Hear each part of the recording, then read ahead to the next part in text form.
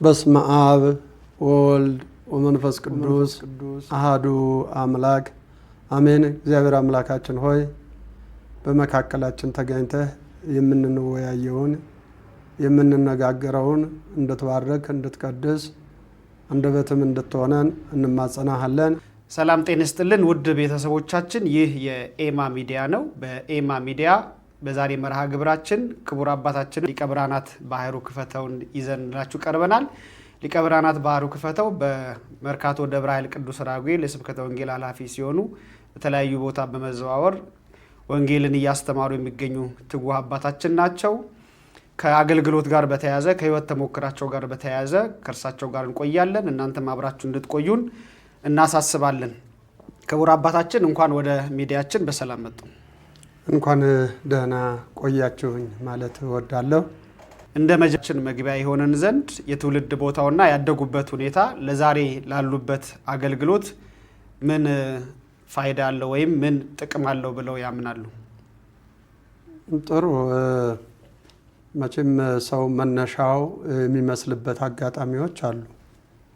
በመነሻ ደረጃ ቤታችን እኔ የተወለድኩት በጉራጌ ዞን ምሁር አክሊል ወረዳ ልዩ ስሙ የከራስ ተብሎ በሚጠራ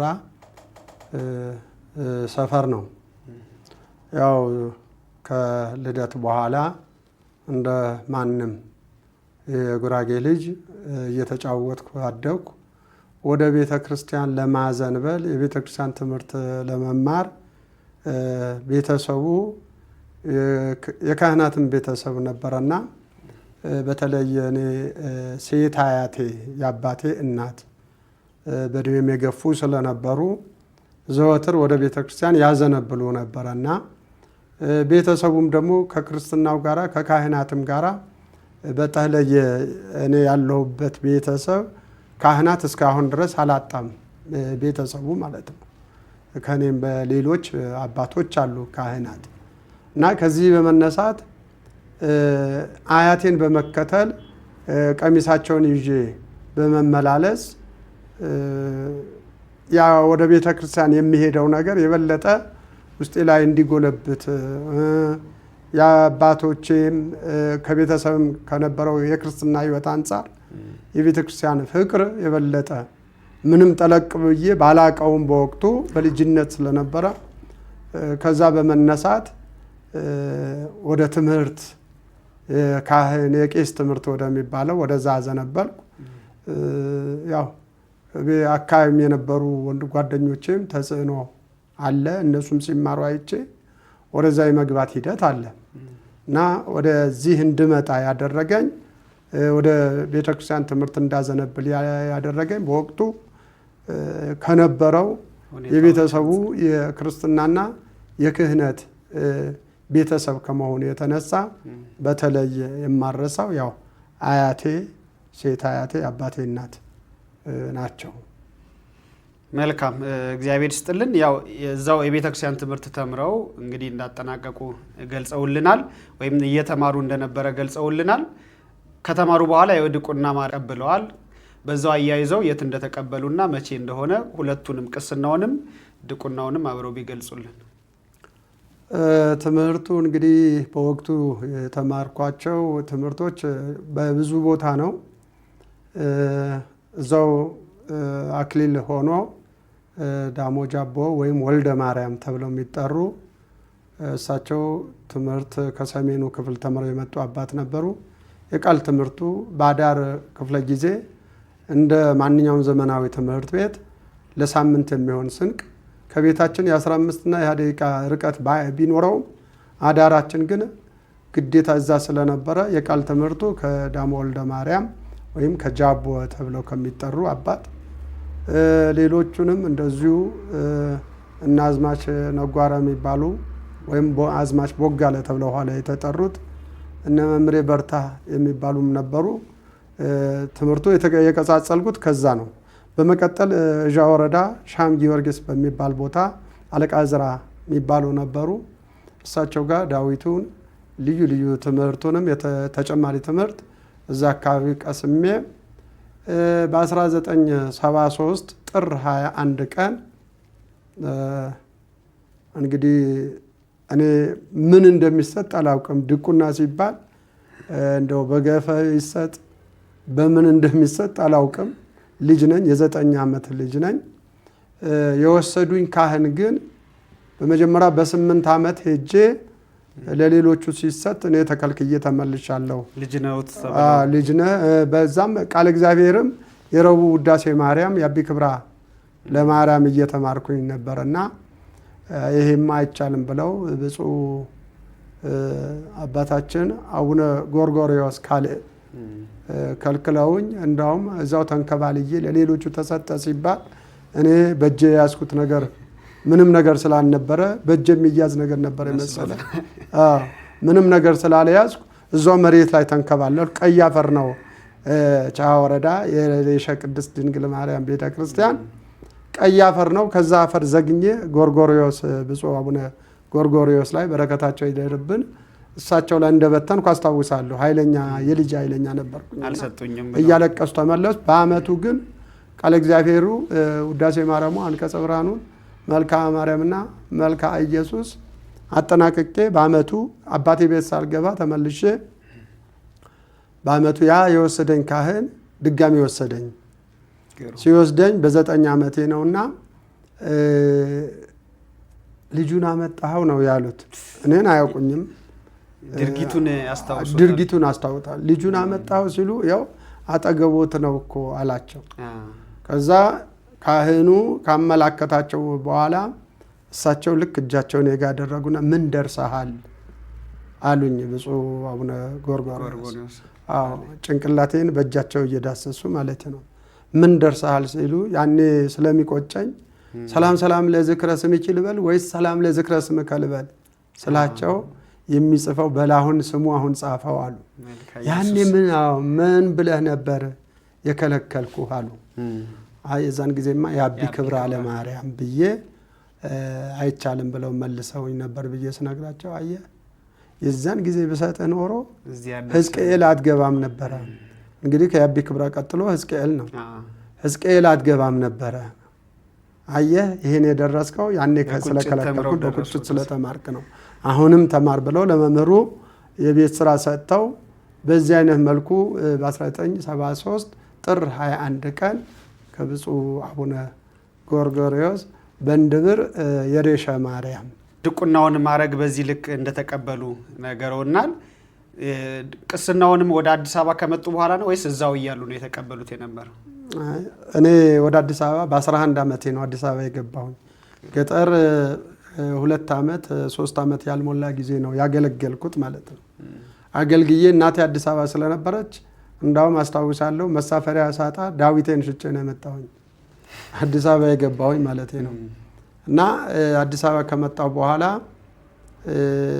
የተወሰነ ጊዜ ወደ ቤተክርስቲያን ሳልጠጋ እንደ ማህበረሰቡ እንደው ልጆች የሚያደርጉት ነገር የንግዱን ጸባይ ለማየት ሞክሬያለሁ። አልሆነም። ስራ ይሳካልኝ ነበር፣ ግን በተለያየ ሰው የያዝኩት ሳንቲም የተለያዩ ሰዎች ይወስዱ ነበርና እንዳውም ለመሳለም ወደ ራጉኤል ጉባኤ ለመከታተል ጎላ ሚካኤል እና ተክለ ሃይማኖት እዛ ነበርና መመላለስ የነበረው።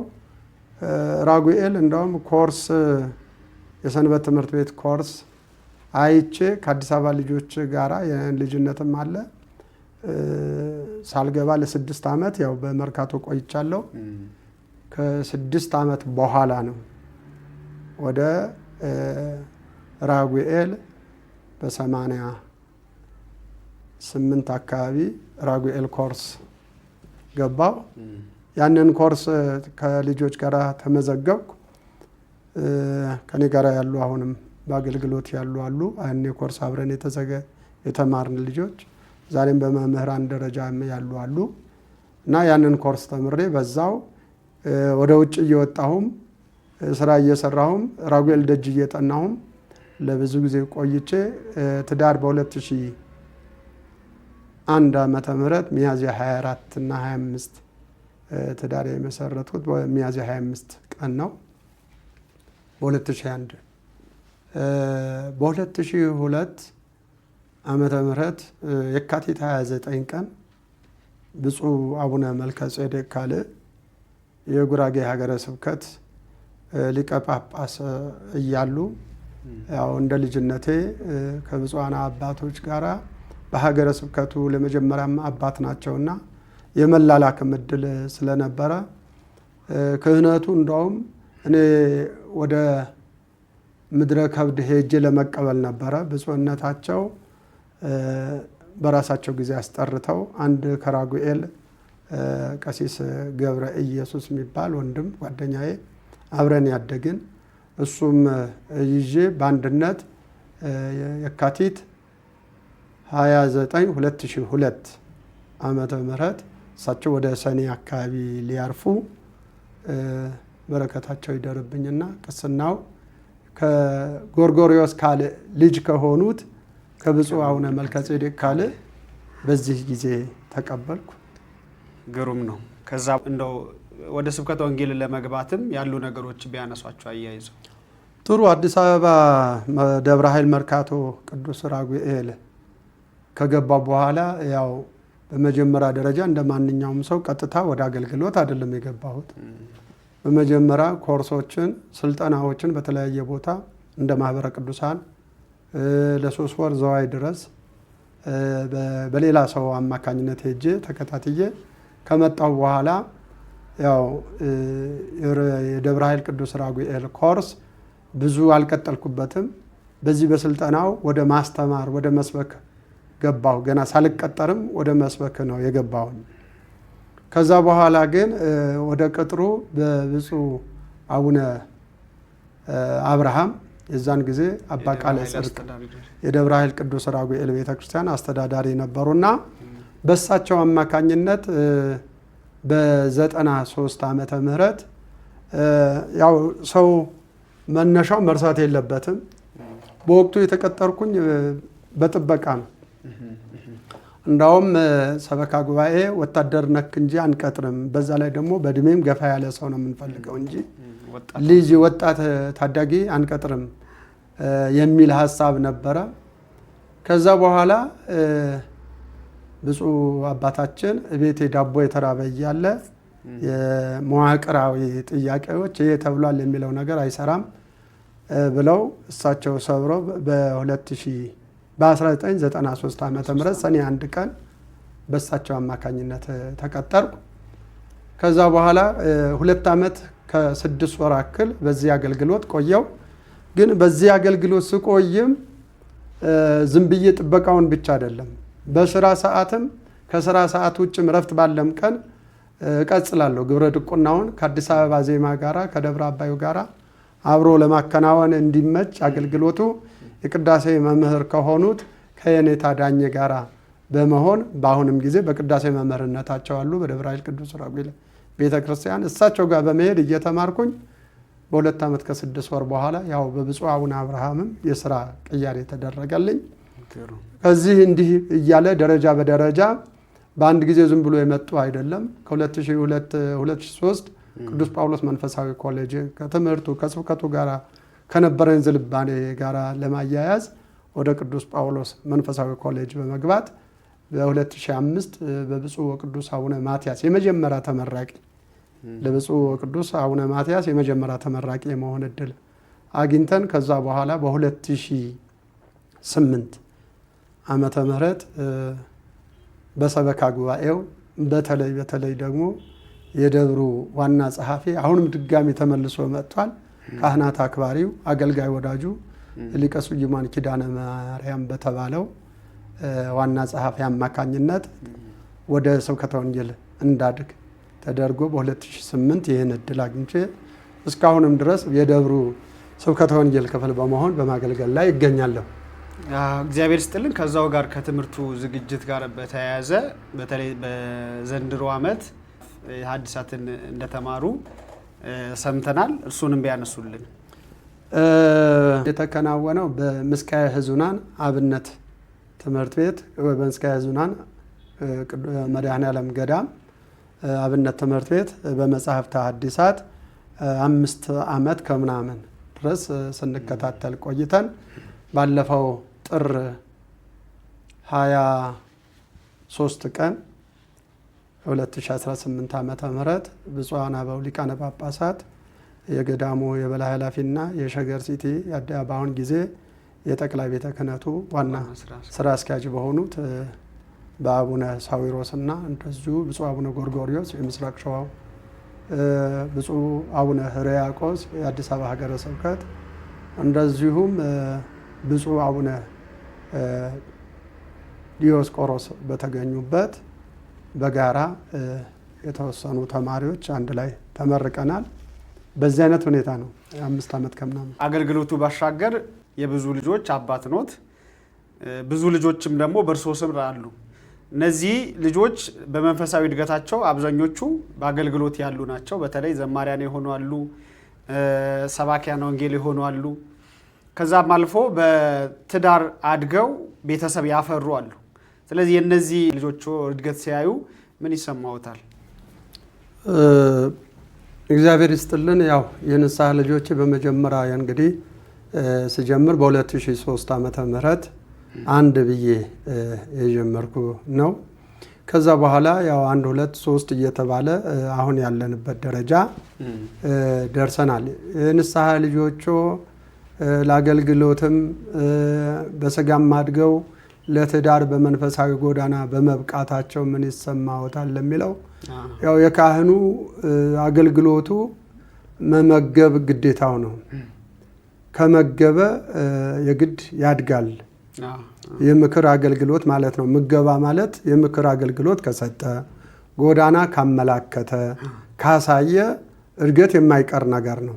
አባት ለልጁ ክትትል በሚያደርገው ልክ እያደረጉ ነው። በተለይ በየወሩ መርሃ ግብራት አሉ፣ የማይቋረጥ መርሃ ግብራት አሉ። እነዚህ አንዱ መመገቢያ መርሃ ግብራት ናቸው። አዎ፣ በሁለት በኩል ነው ምገባው፣ በሁለት በኩል ነው። አንደኛው ይሄ ወርሃዊ ጉባኤ በ2004 ዓመተ ምህረት የተጀመረ ነው። 2 ዓመት ዘግይቶ ማለት ነው። 2003 የንስሐ ልጅ ያስጀመሩ በ7 ልጆች ኋላ 12 ሆነ። በዚህ አይነት መልኩ የተጀመረ ነው ጉባኤው ማለት ነው። በቻልኩ መጠን ከራሴ ከማገኘው የእግዚአብሔር ቃል ወደ ልጆቼ በማስተላለፍ በመምከር እንግዲህ ምንም ገና በልጅነት የመጡ ቢሆንም ገና ጓደኛ ሳይዙ የመጡ ቢሆንም እንዴት መጓዝ በጓደኛ ከመያዝ በፊት እንዴት መጓዝ እንዳለባቸው በጓደኝነትና ወይም ወደፊት ራዕይ ይዘው ሲጓዙ እንዴት መጓዝ እንዳለባቸው በመምከር ያደጉ ልጆቼ እግዚአብሔርም በጸሎት እየጠየቁ እነሱም እንዲጸልዩ እየነገርኩ በተደረገው እግዚአብሔር ጸሎት ይሰማልና ሰምቶ ከጓደኝነት አልፈው አግብተው ወልደው ልጆች ታቅፈው ስናይ ያው የሚሰማን ከስጋ ወላጅ በላይ የመንፈስ አባት ታላቅ ደስታ ይሰማዋል። ለዚህም የበቁ ልጆቼ አሉ። በዚህም ፈጣሪን አመሰግናለሁ። በሌላ መልኩ ሲመጡ አገልጋይ የነበሩ ሆነው ሲያገለግሉ የነበሩ ሆነው የመጡ አሉ።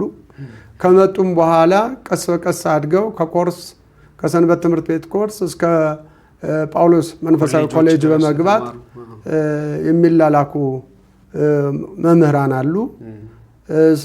ሲለኝ የጉባኤው መምህር አድርጌ እንዲያገለግሉ አደርጋለሁ ሲል ሲቀጥል ፕሮግራም ይመራሉ። እንግዳ መምህር ሲጋበዝ በዚህ አይነት መልኩ ጉባኤው የኔ ብቻ ሳይሆን እነሱም የኔ ብለው እንዲያምኑ በማድረግ ዘማሪያኖቹም እንደዚሁ እየዘመሩ በመዘመር ሲያገለግሉ ወደ እኔ የመጡ አሉ። እኔ ጋር ከመጡም በኋላ ለዝማሬ የበቁ አሉ። እነሱንም ያ ጉባኤ የኔ ነው ብለው እንዳውም ተጽዕኖ ነው የምፈጥረው። በሌላ ጊዜ በምንገናኝ ከዚህ ከጉባኤ ጉዳይ ውጭ በምንገናኝ ከምክረ ካህን ውጭ በምንገናኝ ጊዜ እንደ ልጅም እንደ ጓደኛ መሆን እችላለሁ። በጉባኤውንና በምክረ ካህን ወይም በንስሐ ጉዳይ ላይ ግን እነዛ በዚህ መንገድ አንተዋወቅም። አባት መሆን ባለብኝ ቦታ ላይ አባት ነኝ። ጓደኛ መሆን ባለብኝ ቦታ ላይ ጓደኛ መሆን እችላለሁ።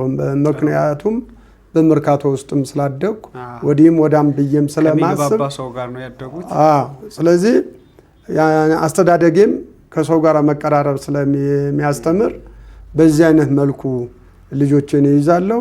ልጆች ግን ማብዛት ራእይም አላማይም ስላልሆነ የያዝኩትን ይዤ እግዚአብሔር ለበረከት ምክንያቱም መጽሐፍ ቅዱስ በዚህ በዮሐንስ ወንጌል ምዕራፍ 5 እና በዮሐንስ ወንጌል ምዕራፍ 10 ላይ ስለ እረኝነት በጣም ይናገራል።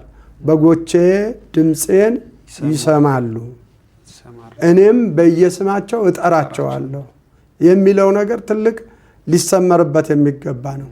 የክርስትና ስምህ ማነበረ፣ የክርስትና ስምሽ ማነበረ ብሎ ሊጠይቅ አይገባም አንድ አበነፍስ። ይሄ ሊያደርግ የሚችለው ሁለት ነገሮች ናቸው። አንደኛ ልጅ ካበዛ የልጆችህም ስም ይጠፋሃል።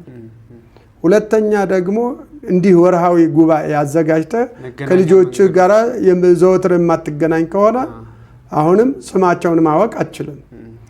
ሌላው ደግሞ በንስሐ ዙሪያ ላይ የመቀራረብ ስራ፣ የማቅረብ ስራ የማትሰራ ከሆነ፣ የመመገብ ስራ የማትሰራ ከሆነ ከልጆችህ ጋር አትገናኝም። በዚህ የተነሳ ስማቸውን ማወቅ እስከሚሳንህ ልትደርስ ትችላለህ። ከዚህ በተጨማሪ ምገባ ስንል ሌላ በስጋ እንግዲህ ልክ አንድ ወላጅ ቤቱ ውስጥ እግዚአብሔር አያምጣው ማየት የተሳነው ሊኖርበት ይችላል። አካለ ጎደሎ የሚሆን አለ። ከወለደው በኋላ የተለያየ እንከን የሚገጥመው ይኖራል። አበነፍስም ስትሆን በመጀመሪያ ራሱ በኢኮኖሚ በዚህ ዓለም ነገር ሚዛን ዝቅ ብሎ የሚመጣ ሰው አለ። ለመቅረብ እንኳን ለማናገር አባት ብሎ ንስሐ ለመግባት የሚሰቀቅ አለ።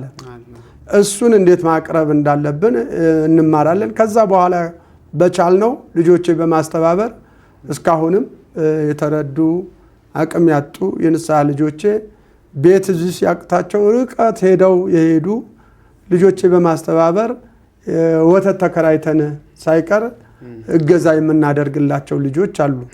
ስለዚህ መመገብ ሲባል መንፈሳዊ መገባም ስጋዊውም ጭምር ከጎናቸው ቆመን የረዳናቸውም አሉ። ወደፊትም ያው የምንሰበሰብበት ዓላማ ለበጎ ስለሆነ እንደው ንስሐ ገብቶ ስጋ ወደሙ መቀበል ብቻ ሳይሆን ወደ ቀኝም ወደ ግራውም ወደፊትም ወደ ኋላውም እንዲያይ ቤተሰቡ የንስሐ ልጁ አንድ ቤተሰብ ስለሆነ ማን ደክሟል ተብሎ እንዲታይ፣ ሌላው ደግሞ በዚህ መንፈሳዊ ጥቅምም ለቤተ ክርስቲያን አሁን ባለፈ ጊዜ ወደ አሰላ መስመር አቡነ ሀብተ ማርያም በየወሩ የሚሰበሰበው በዛ በሚሰበሰብ ሳንቲም ወይ የጾም የቁርሱን በልጆቼ ላይ መመሪያ ይሰጣለሁ። ክብር ይስጣቸው፣ እነሱም ያከብራሉ እና አክብረው የጾማቸውን ሲያመጡ ለገጠሩ በዚህ ደግሞ ጎሮ ወደዚህ ወደ ወልቂጤ ሲኬድ ዜና ማርቆስ መንገድ ዳር ነው። ብዙም ሰው ኦርቶዶክሳዊ የሌለበት ቦታ ነው። እንደዚህ የመሳሰሉ ሌሎችም አሁን እኔ ሌላም እንደዚሁ ድረስ ያልናቸው አብያተ ክርስቲያናት አሉ። በብዙ መልኩ መሰባሰባችን ስራ ልንሰራ እንጂ የኔ ልጅ ነህ የሌ ልጅ ነህ ተባብለው ለመለያየት አይደለም። ራእዩ ከዚህ አንጻር ነው። ትክክል። መንፈሳዊ ጉዳዮች እንዳሉ ሁሉ በዛውም የደከሙትን ለማበረታታትም እንጠቀምበታለን። የዚህ የንስሐ አባትና ልጅነት ግንኙነት አንድ ጊዜ ወደ ጌርጌሴኖንም የተደረገ ጉባኤ እንዳለ እናውቃለን። እንደዚህ ተቋማት ጋር በመሄድም የመደገፍም ስራ ይሰራል በንስሐ ልጅና የንስሐ አባት። ሌላኛው ጉዳይ በቅድም ሲያነሱት የነበረው በተለይ ከትውልድ አካባቢው ጋር ሲያነሱልን ቤተ ጉራጌ ላይ እንደተወለዱ ነግረውናል። እኛም እንደምናውቀው አሁን በጉራጌኛ ቋንቋ ከሚያገለግሉ ጉራጌ ሀገረ ስብከትን ካቀኑ መምህራን መካከል እርስዎ እንደሆኑ እንረዳለን።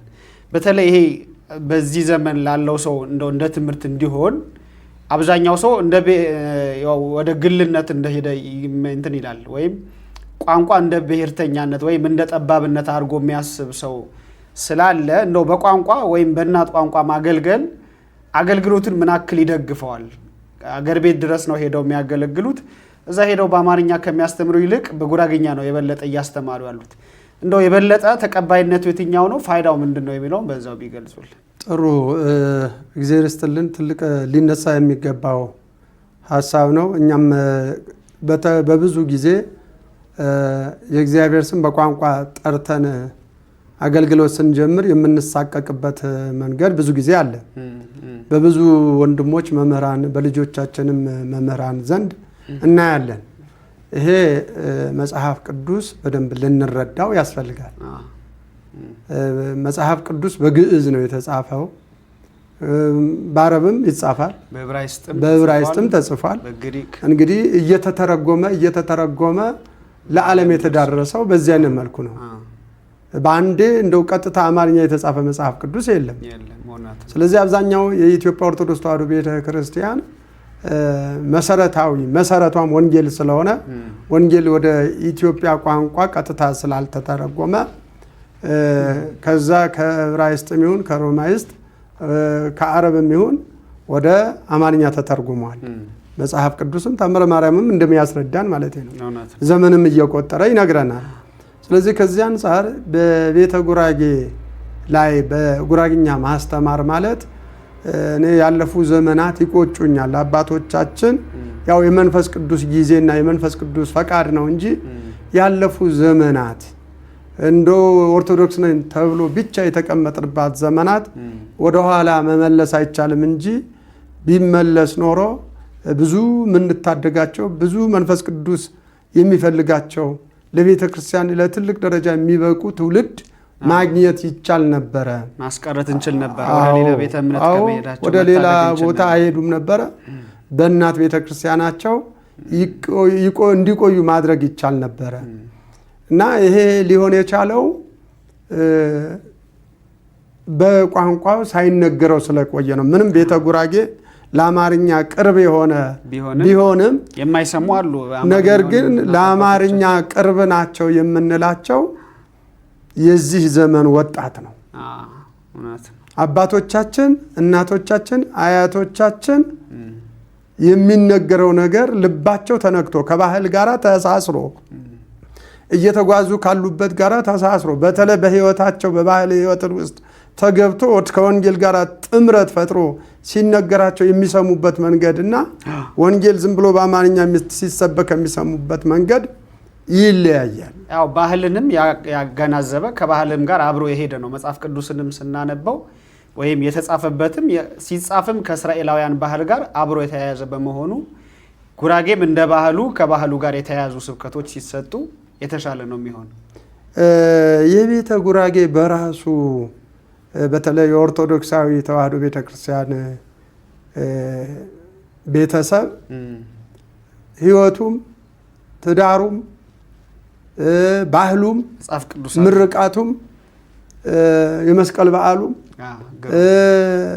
ሁሉም ነገር የሙሽራ እንኳን የሰርግ አካሄዱ ሽምግልና ሁሉ ፍጹም የሆነ አብርሃማዊ መጽሐፍ ቅዱሳዊ ወንጌልን በንባብ ብቻ ሳይሆን መተርጎም ማለት በተግባር እየተደረገበት ያለበት አገር ነውና አሁን ከቋንቋ ጋር ተያይዞ በሌላ መልኩ አሁን እንደውም ወቅቱም የጰራቅሊጦስ ወቅት ተብሎ ስለሚነገር በመጀመሪያ እንግዲህ ወንጌል ተመሰረተች ተነገረች ተሰበከች ተዳሰሰች የምትባለው ጌታችን አምላካችን መድኃኒታችን ኢየሱስ ክርስቶስ በተገለጠባት ሰው ለማዳን ሰው በሆነባት በኢየሩሳሌም ነው በኢየሩሳሌም ይነገር የነበረው አብዛኞቹ ዕብራይስጥ ቋንቋ ነበር ሮማይስጥም ቢኖርም ዕብራይስጥ ቋንቋ ነበርና ይሄ በቂ እንዳልሆነ መንፈስ ቅዱስ ያውቃል ክርስቶስ ራሱ አምላካችን መድኃኒታችን ኢየሱስ ክርስቶስ ያውቃል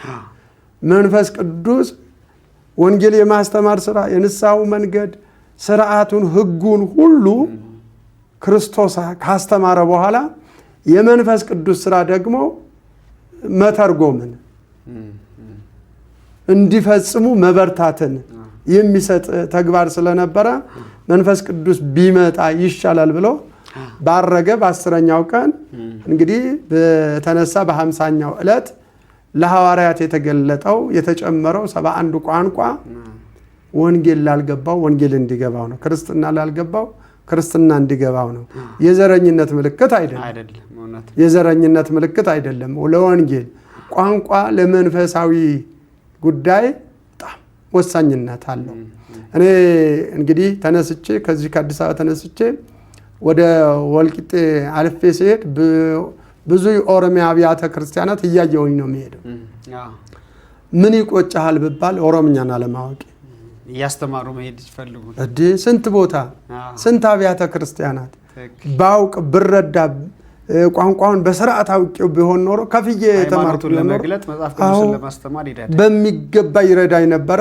ሁሉ ጊዜ የሚቆጨኝ ነገር ቢኖር ወደዚህ አገልግሎት ሲሄድ ለምን እዚህስ ጋር ለምን እዛስ ጋር የሚል ህሊናዬ ላይ ይመጣልና ለወንጌል አገልግሎት ሰው ለማስታረቅ ሰውን በሰላም እንዲኖር ለማስተማር ቋንቋ በጣም መሰረታዊ ጉዳይ ስለሆነ የዘረኝነት ማለት እኮ ካኔ ውጪ አንተ የኔ አይደለህም ብሎ በቋንቋ ምክንያት ሰዎችን አለማቅረብ፣ በቋንቋ ምክንያት ሌሎቹን ሌላ ገለልተኛ ማድረግ ይሄ አደጋ ነው። እግዚአብሔርም የሚወደው ነገር አይደለም። ለክርስትናም የተፈቀደ ነገር አይደለም። በጉራግኛ ማስተማር ማለት ወንጌልን ላልተረዱ ትላልቅ አባቶቻችን፣ አዛውንት አባቶቻችንና አረጋውያት እናቶቻችን ለንስሐ ማብቃት ማለት ነው። ወንጌል ገብቷቸው አሁን እኮ እንደውም አብዛኛው ሰው ወደ ስጋው ደግሞ እየቀረበ ይገኛል። በተለይ እናት አባቶቻችን እንደው ዘንድሮ ትልቅ ተብሎ እንደ ጠቅላይ ቤተ ክህነትም በጣም ሲነገርም የነበረው ሚዲያ ሽፋን ላይ የነበረው በተለይ ጉያቦና ሙር ገዳመ ኢየሱስ ላይ የተደረጉ ወደ ክርስቶስ ስጋና ደም መቅረብ አንዱ የዚህ ውጤት መሆኑን የሚያሳየን ይመስለኛል። እውነት ነው። ወንጌል ሳይነገር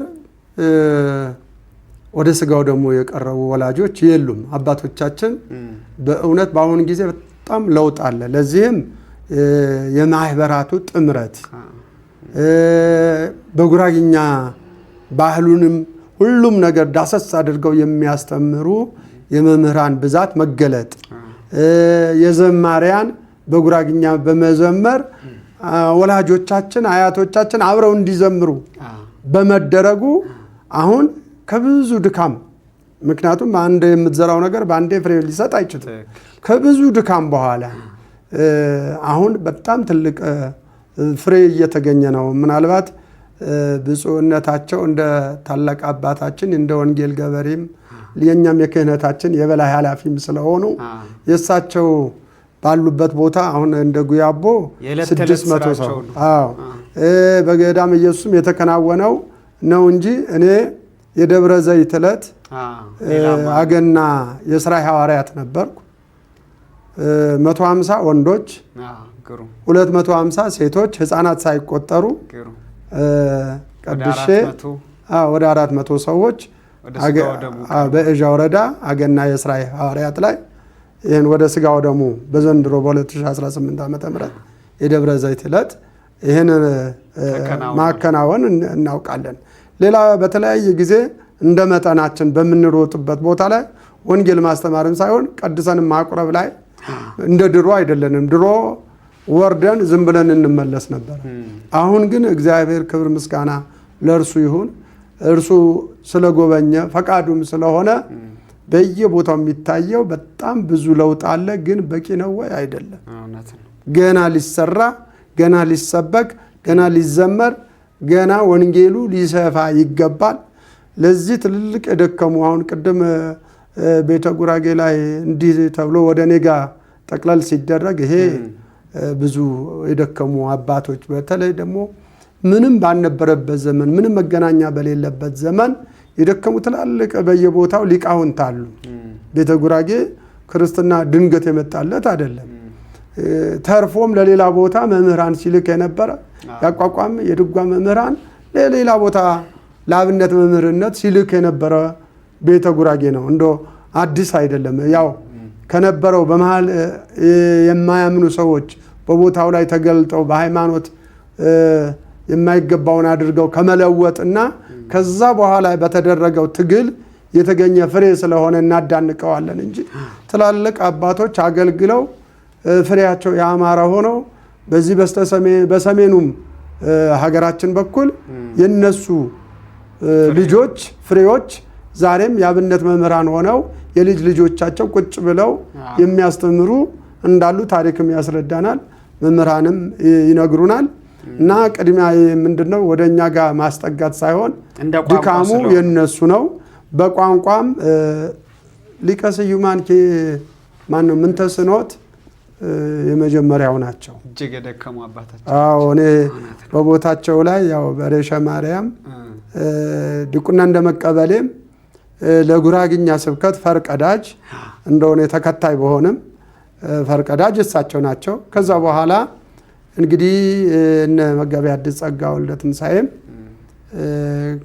እሳቸው ከገዳመ ኢየሱስ ጀምረው በአብነት ትምህርት ቤት ብዙ ወዲህ ወዳ ስላሉም ቀጥታም ወደ ኮሌጅም ወደ ቅድስት ሥላሴ ዩኒቨርሲቲ ለመጽሐፍት ምንድነው ወደ ኮሌጁ ቀጥታ ስለመጡ የአገልግሎት ጊዜ መስዋዕት አድርገው እንደኛ በየዕለቱ የመገኘት እድል ከትምህርት አኳያ ከስራ አኳያ ካለመገኘት ካልሆነ በስተቀር አጣርተውና አጥርተው አመስጥረው በመናገር መጋቤ ሐዲስ በጣም ትልቅ ድርሻ አላቸው አሉ።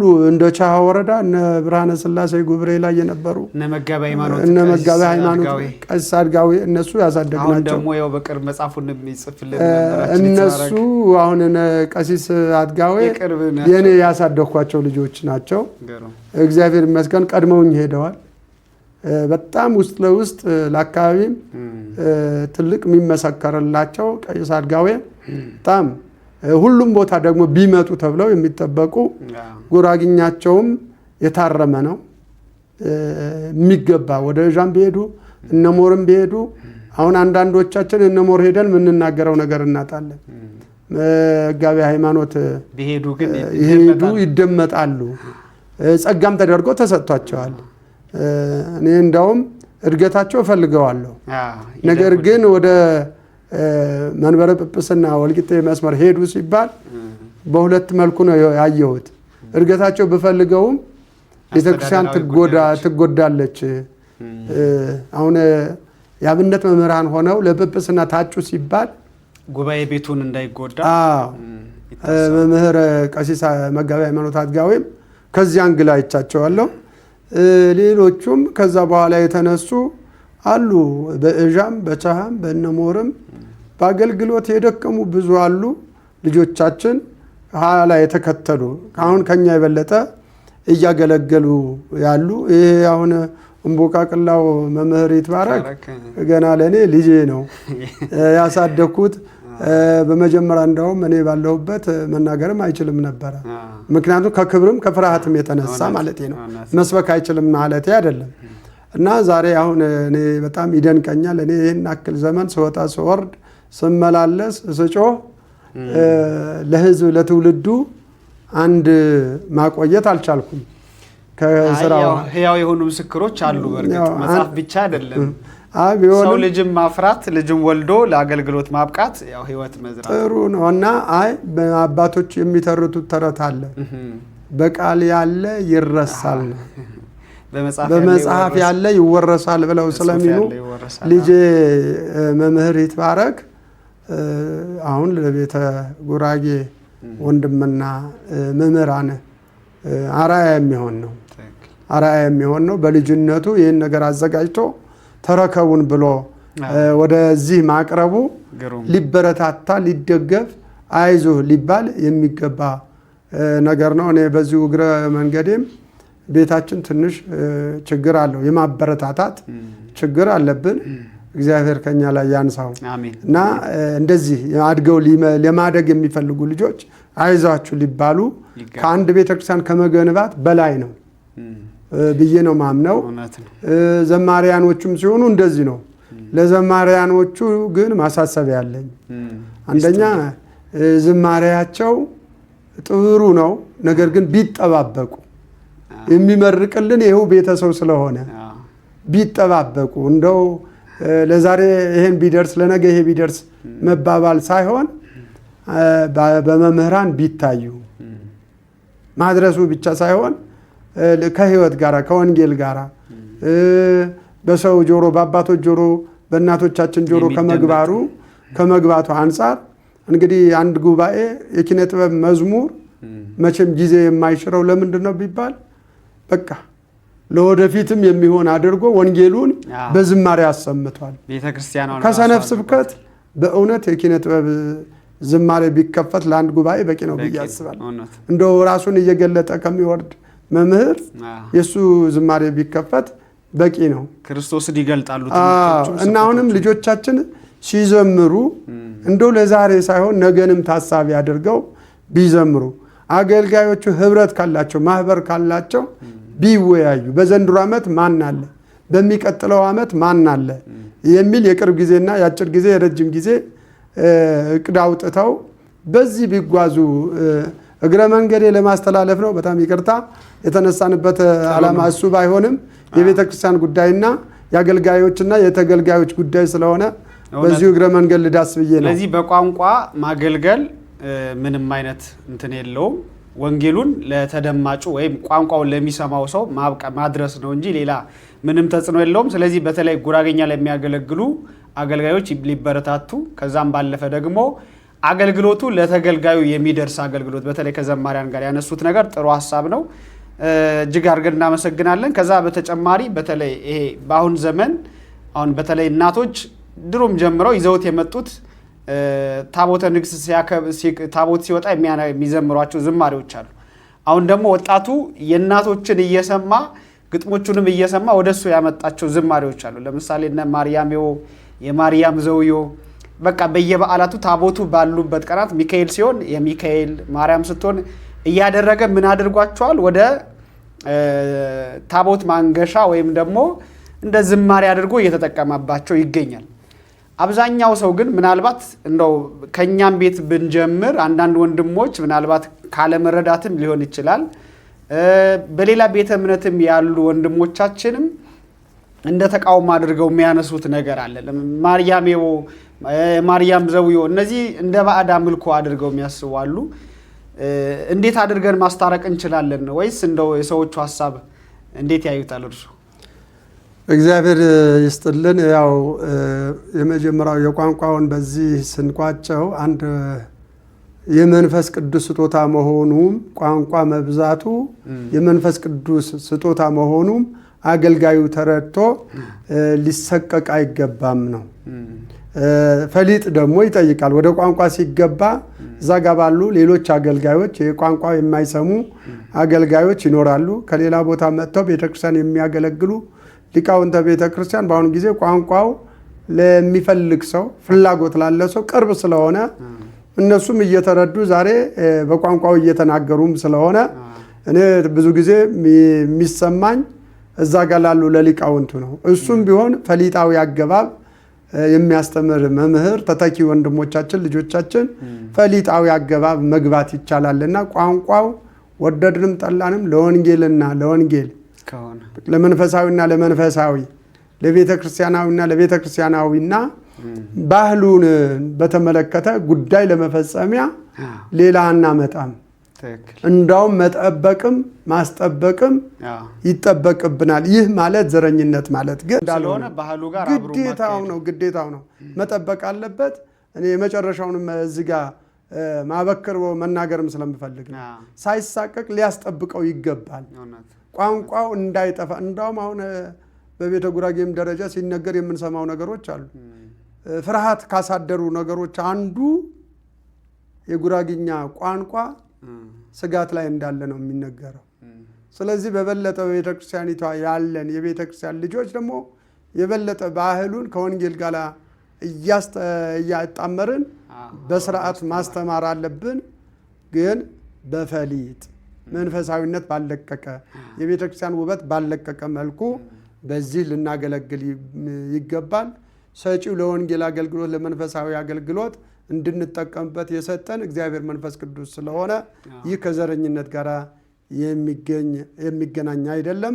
ዘረኝነት ማለት በቋንቋ ምክንያት ሌላው ማግለል፣ ቦታ አይደለም፣ ሰፈራ አይደለም፣ ቀይ አይደለም፣ እዚህ ልትገኝ አይገባም ብሎ እዚህ የዚህ ቋንቋ ባለቤት ብቻ ነው ብሎ አጥር ሰርቶ የሚመልስ ሲሆን ነው ቋንቋ በእግዚአብሔርም በሰውም ዘንድ የተጠላ የሆነው እና ለአገልግሎት ተመራጭ ነው። እዛው ላይ አሁን ልክ እናቶቻችን ይሄ የሚዘምሯቸው መዝሙሮች አሉ። ለምሳሌ የማርያም ዘውዮ ብለው ሲዘምሩ እንደው ቅድም እንዳሉትም እንደ ስብከት አይሰጥም ነበር። እንደው ቅርብ ጊዜ ነው አይደል ስብከቱ የራሱ እየተጠናከረ የመጣው ስብከተ ወንጌሉነቱም።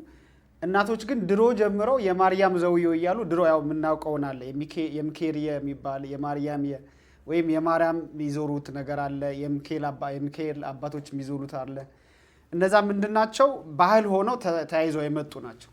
ስለዚህ ከአንድ ሰባኪም በላይ ጭምር እየሆነ ነው ማለት ነው። አሁን የማርያም ዘውዮ ብለው ሲያስተምሩ እንደ ሰባኪም ሆነው ያልዞረችዋ ሴትዮዋን እየሰበኳት ነው ማለት ነው። ስለዚህ መጽሐፍ ቅዱስንም ጭምር እየሰበኩ ነው እናቶች እንጂ እንደው ባዕድ አምልኮ ወይም ደግሞ ሌላ ነገር ኖሮት አይደለም።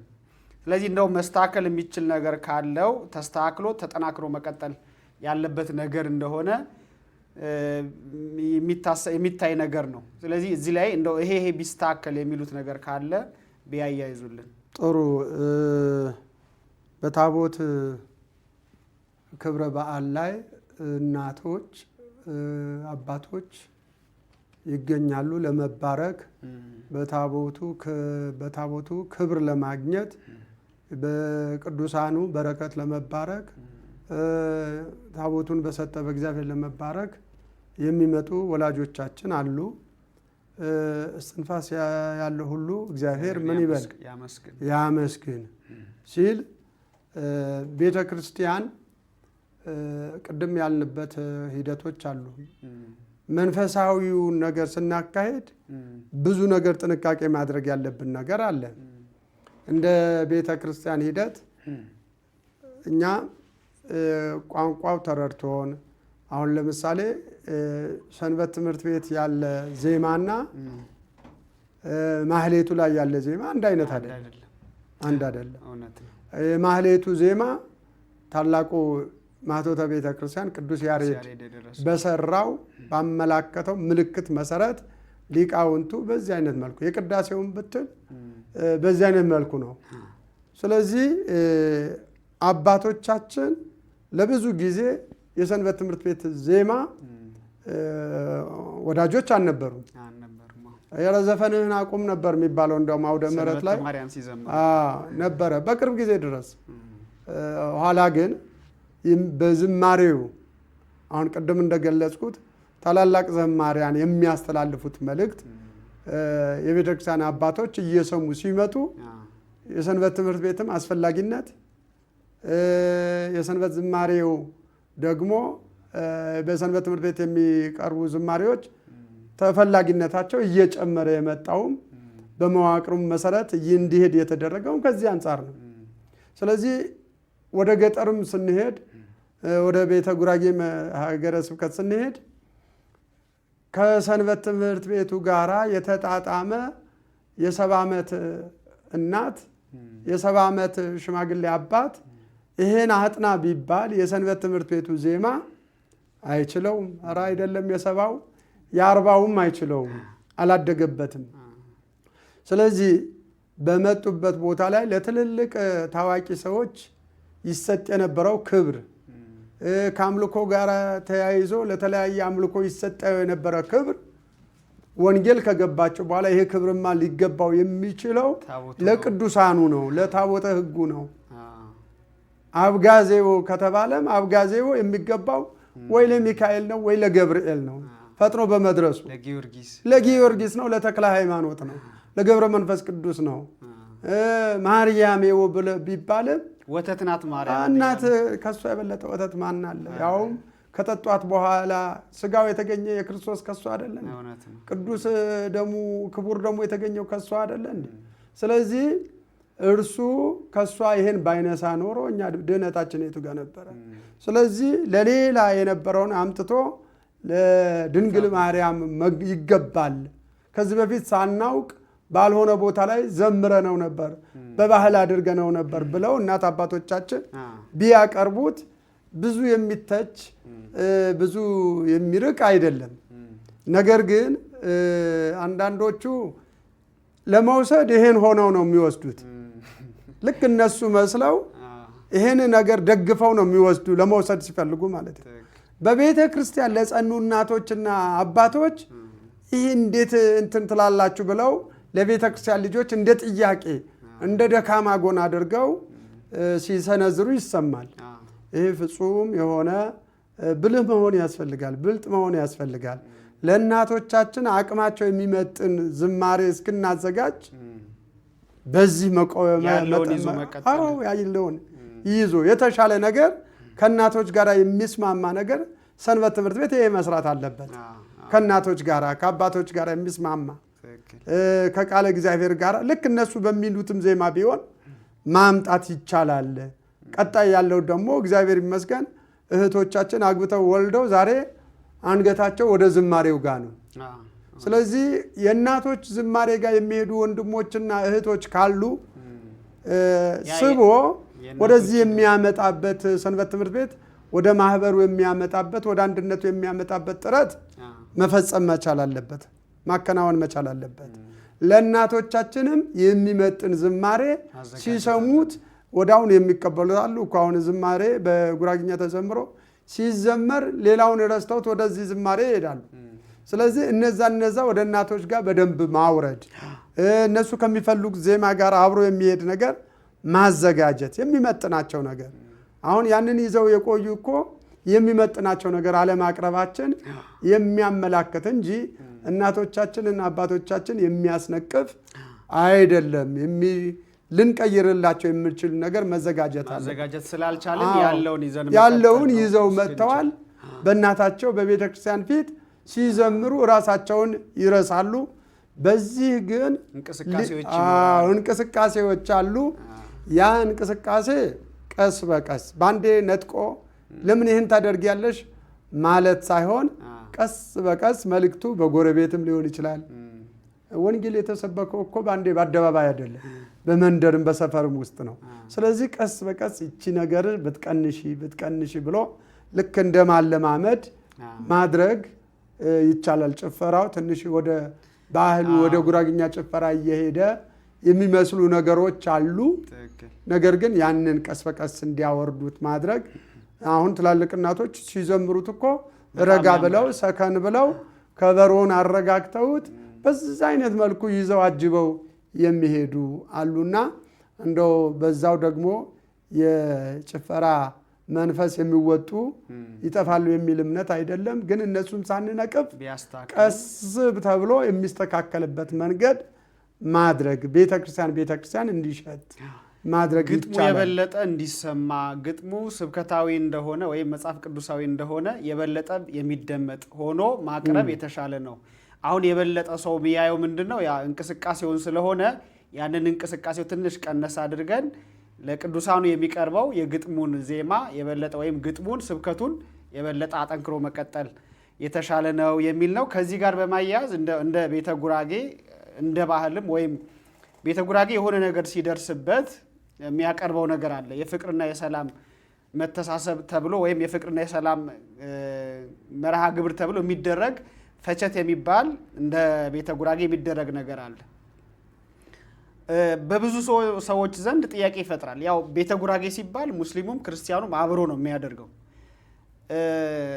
አብዛኛው ሰው ግን እንደ ጥያቄ የሚያነሳው ነገር አለ። ፈቸት ለባዕድ አምልኮ የሚቀርብ ነገር ነው ብለው በተለይ ቅድም እንዳነሱት ከኛ ቤተ እምነት ውጭ ሆኑ ወይም የኛን ቤተ እምነት ሰው ለመውሰድ የሚያነሱት አንደኛው ሐሳብ ባዕድ አምልኮ ነው እያመለካችሁት ያለው፣ ስለዚህ ያንን ትታችሁት ወደኛ ኑ ክርስቶስን ብቻ እናስተምራችሁ የሚሉ ሰዎች የበዙበት ዘመን ነውና እንደው ፈቸት የሚለው ነገር በደንብ እንዲገልጹልን ስለፈለግ ነው። የባዕድ አምልኮ ነው ወይስ እንደው በሃይማኖት የሚደገፍ ስርዓት? ጥሩ እግዚአብሔር ይስጥልን። ይሄ ፈቸት ወይም የመመራረቅ ባህል ብዙ ጊዜ ቤተ ጉራጌ ላይ ያው የሚታይ ጉዳይ ነው። በብዙ መልኩ ዝናብ ሲያጣ ለዝናብ ብሎ በጋራ ተሰብስቦ እንደዚህ አይነት ፈጣሪ የሚለምንበት ጊዜ ነበረ። ከብቶች ወተት ሲከለክሉ እንኳን ወተት በብዛት ካልሰጡ ተሰብስቦ ምንድነው ተብሎ ሽማግሌ ተሰባስቦ ያው መስዋዕት አድርገው ኦሪታዊ አካሄዶች አሉት። ብዙ ነገር ስንመለከተው ሰው ቢጣላም ማስታረቂያ ፈቸት ነው አይደለ እንዴ? ሁሉም ተሰብስቦ ይሄ ማረዱ ቤተሰብ ተሰብስቦ የተበደለም በዳይም ተበዳይም በአንድነት ሆኖ ሽማግሌ በእድሜ የገፉ አባቶች በወሰኑት በነገሩ መሰረት ይደረጋል። ደም ያለ ደም አይጠራም የሚል ኦሪታዊ መጽሐፍ ቅዱሳዊ ሂደት አለ። የሚታረደው አብዛኛው ጊዜ ከዚህ በመነሳት ነው። በደም አፍሶ ከሆነ ደም ተቃብቶ ከሆነ መስዋዕት የሚቀርበው በምርቃት ቤተሰቡ ሽማግሌዎቹ አንድ የሚያደርጉ በጭጫቸው ወይም በሕጋቸው አንድ የሚያደርጉት በዚህ አይነት መልኩ ከመጽሐፍ ቅዱሳዊ ከኦሪታዊ ስርዓት ጋር የተያያዘ ነው። በሁለት በኩል ማየት ያስፈልጋል። ሁለት በኩል ሲባል አንደኛው በጎ ጎኑ ምንድን ነው? በጎ ያልሆነ ጎኑ ምንድን ነው ቢባል ከዚህ ጋር ተያይዞ ለዚህ ጉዳይ ማስፈጸሚያ ከለር መምረጡ አሁን ይሄ ከለር የሚታረደው እንስሳ ከለር መምረጥ በጣም ውጣ ውረድ አለው ያ ከለር ለማግኘት። ይሄ ደግሞ ወደ ጥንቆላም ይወስዳል። ይሄ ከለር ካልሆነ በስተቀር ይሄ ጉዳይ አያልቅም አይፈጸምም ብለው የሚሉት ነገር ላይ እሱ ጋር ጥንቃቄ ይጠይቃል። አሁን ይሄ ወደ ባዕድ አምልኮ መመራረቂያ ከሆነ የኦሪቱ ሕግ ይዣለው ደም ያለ ደም አይጠራም የሚለው ለዛት ብሎ የሚሰዋ መስዋዕት ከሆነ በሽማግሌዎች መካከል አባቶ እግዚአብሔር እኮ የሽማግሌዎችን ልመና ይቀበላል። እርቅ ሲፈጽሙ ደግሞ እርቁ ከልብ ነው። በእርቁ ምክንያት ቤተሰብ አንድነት ሰብስቦ ለመመገብ ይሄ እንደ መመረቂያ እንደ መስዋዕት አድርገው የሚያቀርቡት ነገር ይሄ ብዙ ችግር ያለው ነገር አይደለም። ልንጠነቀቅ የሚገባ ከለር ምርጫ ላይ በአመት ደሞም ይሄ ደሙ ከታረደ በኋላ ደሙ በሰውም በተለያየ ነገር ላይ መርጨት ከዛ ደግሞ አመት ጠብቆ ደግሞ የሆነ ቀናቶች ቆጥረው ወደ ዘንባባ ግርጌ ሄዶ ወደ ዝግባ ቀዳዳ ዝግባ ጋር ሄዶ ደሙን እዛ ጋር ፍሶ ስጋውን ብቻ ይዞ መሄድ ለዘንዶም ሊሆን ይችላል። የባህር ጥልቀት ላለው ለቆጥራም ሊሆን ይችላል። እነዚህ ነገሮች አምልኮ ባዕድ ናቸው።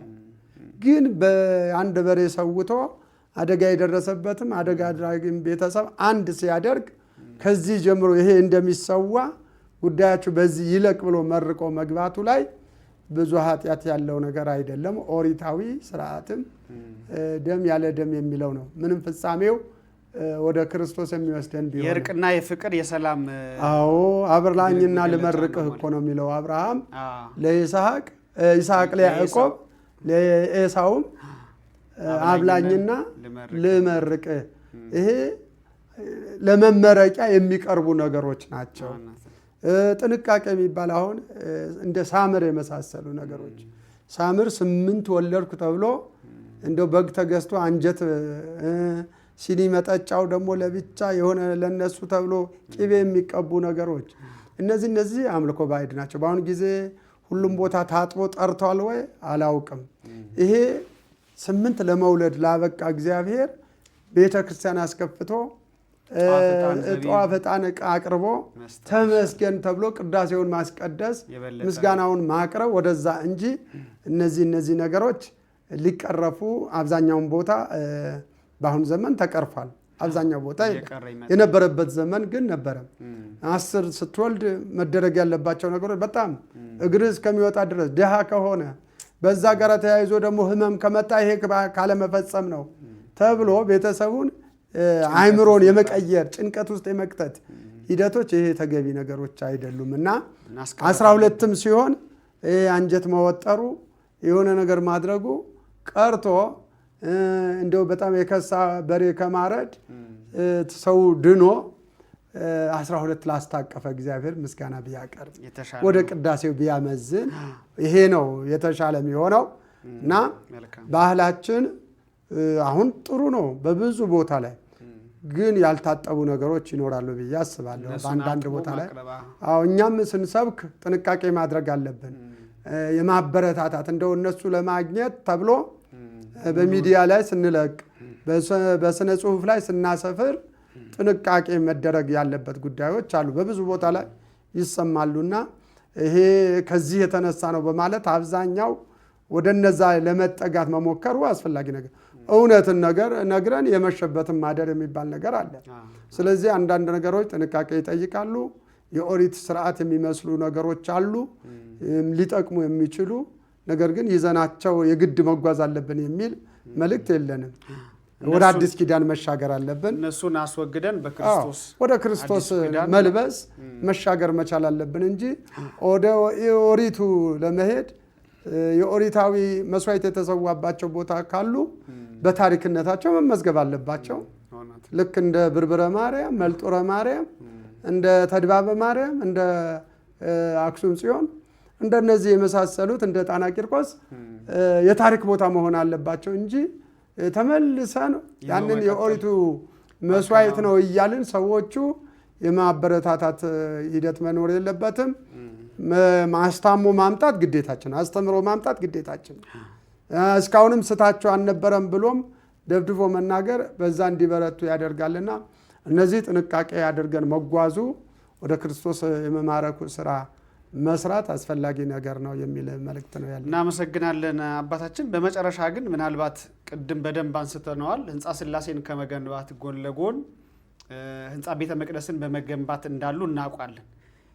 ያንን ሂደት ምን አክል ላይ እንዳለ ቤተክርስቲያኑ ምን ደረጃ ላይ እንዳለ የት አካባቢ ደግሞ እንደሆነ በዛው እንደው የተወሰነ ነገር ቢሰጡን የመጨረሻ አድርገን እንወስደዋለን። እግዚአብሔር ይስጥልን። ይሄ ጥያቄ ይነሳል ብዬ አላሰብኩም ነበረ። ነገር ግን እኔ ቤተክርስቲያን ያው አንድ ቦታ አይደለም፣ እንደ እግዚአብሔር ፈቃድ ከወንድሞች ጋራ ከቤተክርስቲያን የልማት ልጆች ጋራ በጋራ በመሆን ቦታ አይወስነኝም። በቤተ ጉራጌ በሁሉም ቦታ ላይ በአሁኑ ሰዓት እንደውም ከስብከቱ ከማስተማሩ ከመስበኩ በላይ ወደ ማስተባበር እየገባው የተወሰኑ አብያተ ክርስቲያናት ተመርቀው አገልግሎት መስጠት ጀምረዋል። በተለይ ደግሞ በከተማ ትውልድ የሌለው በምሁር አክሊል ወረዳ በደንገዝ ቀበሌ ገበሬ ማህበር የቁያር መካነ ሕይወት አቡነ ገብረ መንፈስ ቅዱስ ቤተክርስቲያን በ2008 መጋቢት 13 ቀን ቁፋሮ ተጀምሮ ትንሽ ቤተክርስቲያን ነው። በ600 ካሬ ላይ እየተሰራ ያለ ቤተክርስቲያን አለ። ቦታው ላይ ሰው በከተማ ትውልድ ካለመኖሩ የተነሳ አሁን ወደ 10 ጨርሰን ወደ 11ኛ ዓመት ልንገባ እየዳዳን ያለንበት ሂደት አለ። ይህ ከምን የተነሳ ይህን አክል ዘመን በጉራጌ ምድር ላይ አስቆጠረ ቢባል ለቦታው ሰው ካለመኖር የተነሳ የሆነ ጉዳይ ነው። ጻድቁ አቡነ ገብረ መንፈስ ቅዱስና ወላዲተ አምላክ ኪዳነ ምሕረት የሚታሰቡበት ቦታ ነው። ቤቱ የእግዚአብሔር ነው፣ ታቦቱ የእግዚአብሔር ነው። ለክርስቲያኖች ደግሞ የእግዚአብሔር ቤት የሁሉም አንድ ነውና ምናልባት እግር መንገድ ይህን እድል ያጋጠማችሁ ማህበራት፣ የሰንበት ትምህርት ቤት ወጣቶች፣ ባለሀብትም እጃችሁ ላይ ይህን ሚዲያ ከገባ ይህን ቦታ እንደው በአካል መሄዳችሁ ደኑ ዝግባና ወይራው ከ45 ደቂቃ በላይ ይወስዳል። በደን የታወቀ ቦታ ነው። በአፄዎቹ ዘመነ መንግስት የተተከለ ቤተ ክርስቲያን ነው። ነገር ግን ሁሉም ቦታ ልመናው አዳርሼ አሁን ከዘመኑ ከወቅቱ ስራ ችግር ጋር ተያይዞ መጨረስ አቅቶኛል። በእውነት ደክሞኛል።